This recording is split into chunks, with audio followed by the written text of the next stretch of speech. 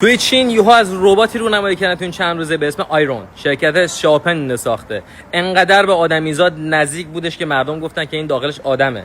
اینا اومدن ثابت کردن. اما چطوری؟ انقدر مثل آدمیزاد راه میرفت که حتی شک کردن. گفتن این توش آدمه. همونجا اومدن ثابت کردن. کارکنان اونجا اومدن پشت لباس اینو باز کردن. اما بازم یه سری‌ها باور نکردن. گفتن که این دروغه. که بعدش خود رئیس شرکت اومد آستین این ربات زدش بالا که انگشتاشو اینا همه قسمت‌های سیمکشو نشون بدن. تا تو همون حالت دوباره شروع کرد به راه رفتن و دوربین حتی زوم کردن روش که مشخص بشه. بازم باور نکنین سریا تا اینکه دست به قیچی شدن و پای چپ اینو کلا وراشن مشخص کردن بریدن. این ربات یوهو رونمایی شد بعد همین چند مدتی که تسلا اولین ربات انسان نماشو معرفی کردش. این قابلیت این داره که تو کارخونه‌ها کار بکنه به دقت ظرافت انسان و خوبیش اینه که تا سال آینده به تولید انبوه میرسه و تو کارخونه‌ها استفاده میشه.